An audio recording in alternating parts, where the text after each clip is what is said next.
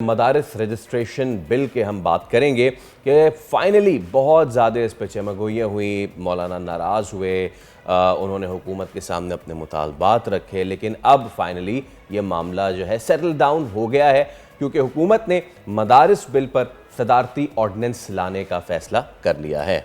सदर आसिफ अली जरदारी ऑर्डिनेंस जारी करेंगे। ऑर्डिनेंस का फैसला वज़ीर आज़म शहबाज शरीफ की मौलाना फजल रहमान और सदर आसिफ अली जरदारी से मुलाकातों में किया गया। अच्छा, इस नए ऑर्डिनेंस में डायरेक्टरेट जनरल मजहबी तालीम को कानूनी तहफ़्फ़ुज़ फराहम किया जाएगा। सोसाइटी रजिस्ट्रेशन तरमीमी एक्ट के तहत मदारिस को कानूनी तहफ़्फ़ुज़ दिया जाएगा। मदारिस रजिस्ट्रेशन बिल के गज़ेट नोटिफिकेशन के बाद ऑर्डिनेंस जारी किया जाएगा और सब कह रहे हैं कि फाइनली एक बहुत अच्छी ये पेशरफ्त है क्योंकि जिस हिसाब से पॉलिटिकल स्टेबिलिटी इस मुल्क में चल रही थी तो बहुत ज़रूरी था कि कोई भी इस तरीके की चीज़ आए तो वो उसका डस्ट जल्द सेटल डाउन हो। लेकिन आपको पता है कि पिछले तकरीबन महीने भर से ये तमाम तर मामला उठा और फिर मामला उठने के बाद नाराज़ियाँ आपस में हुई। पहले ये सदर साहब के पास बिल गया, उन्होंने इसको वापस कर दिया कि जी this is not my matter, this is a provincial matter. जब उन्होंने वापस भेजा तो फिर मौलाना फजल रहमान उस पर नाराज़ हुए, नाराज़ी उन्होंने शो की है। देन केम इन MQM एज वेल और उन्होंने भी मौलाना फजल रहमान का इस पर साथ देने का कहा। फैसल काफ़ी मुलाकातें हुई हैं तब जाके मामला सॉर्ट आउट हुआ है। एग्जैक्टली और फिर जब हुकूमत ने देख लिया कि भाई हमारे हलीफ ही इस पे सब एक दूसरे को सपोर्ट कर रहे हैं, finally the dust has settle down और मौलाना फजल रहमान अब जो है वो मान चुके हैं और हुकूमत ने उनको मना लिया है। सदर आसिफ अली जरदारी इसका नोटिफिकेशन जारी करेंगे और इस पर हम बात भी करेंगे। हमारे साथ हमारे मेहमान भी मौजूद होंगे हम और इसमें अब इस पर एक और नुक्ता ये भी है कि चलें एक मामला हल हो गया, इसके आगे क्या इम्प्लिकेशंस होंगे। यू नो कि अब हुकूमत के लिए आने वाला साल काफ़ी अच्छा इसलिए नज़र आ रहा है कि एक तो ये चीज़ सेटल डाउन हो गई, दूसरी चीज़ ये कि जो PTI के साथ मुज़ाकरात हैं वो अब शुरू हो चुके हैं और उसका एक किस्त तो आप देख चुके हैं। 2 जनवरी ऑनवर्ड्स उस पर यह बात की गई है कि अब लगातार उस पर बात होगी, हुकूमत और PTI के दरमियान मुज़ाकरात जारी रहेंगे। दोनों तरफ से कमेटीज़ बनाई गई हैं और दोनों तरफ से बात जो है वो की गई है। सो लेट्स सी आगे क्या होता है। होपफुली ये भी सॉर्ट आउट हो जाए। Yes, this has to be because आप देख रहे हो सोनिया कि कितने अरसे बाद हमारा स्टॉक एक्सचेंज कितना अच्छा परफॉर्म कर रहा है। दीगर ममालिक से वफूद आ रहे हैं, पिछला एक महीना बहुत अच्छा गुजरा है पाकिस्तान के लिए। बिल्कुल SCO के बाद दोस्त ममालिक का आना और पाकिस्तान के साथ मुफाहमत याददाश्तों पर दरखास्त करना, यस एब्सोल्युटली, तो अब ये भी सारा मामला मेरे ख्याल से सॉर्ट आउट हो जाना चाहिए। हमारे साथ मौजूद हैं सीनियर तज्ज़ियाकार शौकत पराग और इनका पर्सन शौकत पराग साहब। शौकत साहब गुड मॉर्निंग, अस्सलाम वालेकुम, thank you so much for your time.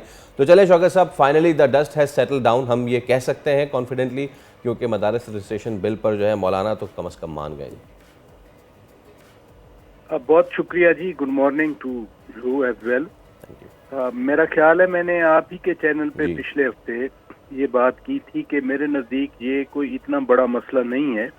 मौलाना साहब हों, सदर आसिफ जरदारी साहब हों या मियाँ शहबाज शरीफ, मियाँ नवाज शरीफ साहब हों, ये पुराने सियासतदान हैं और इनको वो आर्ट ऑफ कॉम्प्रोमाइज़ या आर्ट ऑफ फ्लेक्सिबिलिटी आता है। तो इसलिए मैं नहीं समझता कि मेरे नज़दीक शुरू से ही इसमें कोई प्रॉब्लम इतनी बड़ी थी जिसको फिक्र की जाती या जिसके बारे में ये सोचा जाता कि शायद खुदा न खास्ता इस बिल की वजह से कोई मुल्क में एक बार फिर बहरान या तसादम वाली कैफियत पैदा हो जाती। हाँ, ये ज़रूर है कि हर एक का अपना मौक़िफ़ था, उस मौक़िफ़ को एक दूसरे के सामने रखा गया, लेकिन इसमें भी आप देख लें कि जो मौलाना साहब चाहते थे वो मौलाना साहब ने वही करवा लिया। लिहाजा जो कामरान मुर्तज़ा साहब ने जो बात की है उसमें यकीनन वज़न है कि ये मामला अब हल हो गया है। और चलें बहुत अच्छी बात है क्योंकि होता ही है ना पराचा साहब के बात कुछ और होती है। अब इस बिल से मुतालिक चीज़ें भी सामने आ गई हैं, क्या कहना चाह रहे थे और क्या, लेकिन उससे फिर बहुत सारी चीज़ें जो हो रही थी कि जी बहुत सारे इस पर चैमगोइयाँ शुरू हो गई थी और इसको भी गलत रंग देने की कोशिश शुरू हो गई थी। चले एक तो चीज़ अब पूरी हो गई है। आने वाले दिनों में अब हुकूमत के लिए अब मामलात आप कैसे देख रहे हैं, क्योंकि एक बहुत बड़ा इशू ये फड्डा पड़ गया था उनके अपने हलीफ ही, उनके अपने ही सपोर्टर जो थे हुकूमत के, वो उनसे नाराज़ हो गए थे। वो उन्होंने बड़ी कामयाबी से ये मामला हल कर लिया। दूसरी चीज़ जो पीटीआई से मुज़ाकरात वाली चीज़ है वो भी अब आगाज़ हो गई है।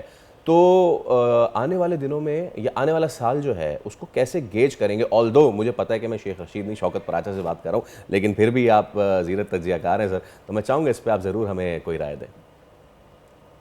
यकीनी तौर पर चैलेंजेस हैं और बड़े बड़े चैलेंजेस हैं और दोनों फ्रंट्स में हैं, अंदर भी और बाहर भी। अभी जो अफगानिस्तान के साथ बातचीत भी हो रही थी, वहाँ पर हमारे नुमाइंदा खसूसी मोहम्मद सादिक वहाँ मौजूद थे और फिर वो एयर स्ट्राइक्स की वजह से उन्होंने कल हमारे नादिम उल अमूर को भी तलब किया और धमकियाँ भी अफगानियों ने दी पाकिस्तान को। जो एक्सटर्नल फ्रंट्स हैं इंडिया के साथ भी आपको मालूम है, और एक्सटर्नल फ्रंट जो अब ट्रंप एडमिनिस्ट्रेशन आ रही है 20 जनवरी से, वो भी पाकिस्तान के लिए एक चैलेंज होगा क्योंकि उसकी डोमेस्टिक इम्प्लीकेशन भी होंगी पॉलिटिकल। और जो माहौल आप देख रहे हैं रिचर्ड ग्रीनेल के बयानात के बाद जो सूरत हाल बनी है, वो पाकिस्तान के लिए बहैसियत एक मुल्क बहुत बड़ा चैलेंज होगा। वो सिर्फ हुकूमत के लिए नहीं होगा क्योंकि अभी मिसाइल प्रोग्राम पे उन्होंने 4 कंपनीज पर पाबंदी लगाई। एक कंपनी तो नेशनल एनडीसी तो पाकिस्तान की हुकूमत पाकिस्तान का बहुत बड़ा इदारा है। तो वो बैकलैश जो आता है वो फिर किसी एक सियासी जमात के लिए नहीं होता कि नून लीग हो, जेयूआई हो, पीपल्स पार्टी हो, वो मुल्क के लिए आता है। और मुल्क के अंदर जो आवाज़ें लगवाते हैं बाहर दुनिया से, वो भूल जाते हैं कि ये तो आएगा बैकलैश मुल्क के लिए आएगा, रियासत के लिए आएगा, ना कि किसी खासी जमात के लिए आएगा। लिहाजा इम्प्लीकेशन जो एक्सटर्नल फैक्टर है, मैं I am talking of the US, उसकी इम्प्लीकेशन डेफिनेटली मुल्क के अंदरूनी सूरत हाल पर भी असरअंदाज होंगी। और जो जिस तरह से मुज़ाकरात का अमल शुरू हुआ है, मेरे ख्याल में ये एक अच्छी बात है। लेकिन ये किस डायरेक्शन में जाता है, क्योंकि स्टेटेड पोजीशंस हैं पार्टीज की, हर पार्टी अपने स्टैंड पे कायम है। किसने कंसीड करना है, किसने थोड़ा स्टेप बैक करना है, ये अभी तक तो किसी फरीक की तरफ से ऐसी विलिंगनेस नज़र नहीं आ रही।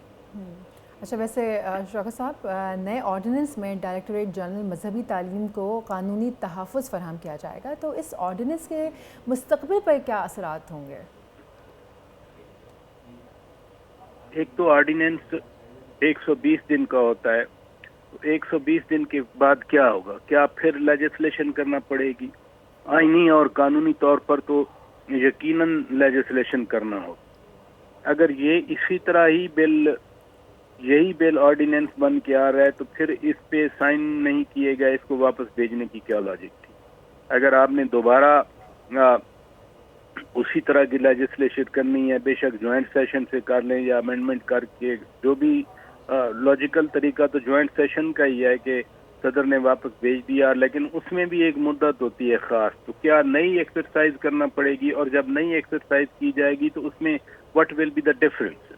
यही बात गुफ्तगू शुनीद बैठकर टॉक्स के जरिए ये बातचीत हो सकती है। लेकिन अब ये लॉ मिनिस्ट्री क्या एडवाइस करती है, उस लॉ मिनिस्ट्री के सामने कंसिडरेशंस क्या हैं, जब बैठकर ये स्टैंडिंग कमेटी में बात आएगी उसमें तो चीजें आ जाती हैं बाहर, तो फिर ही मालूम होगा। लेकिन फिलहाल मैं समझता हूँ कि इसको ऑर्डिनेंस का कवर दे दिया जाए या नोटिफिकेशन का कवर दे के फिलहाल हुकूमत के सर से ये मामला टल चुका है। चलें, let's hope for the best. फिलहाल तो हुकूमत जो है वो सब हैप्पी गो लकी है। बहुत शुक्रिया शौकत पराचा साहब आपके वक्त। तो हुकूमत के लिए अच्छे दिन हैं, मईशत के लिए भी अच्छे दिन हैं।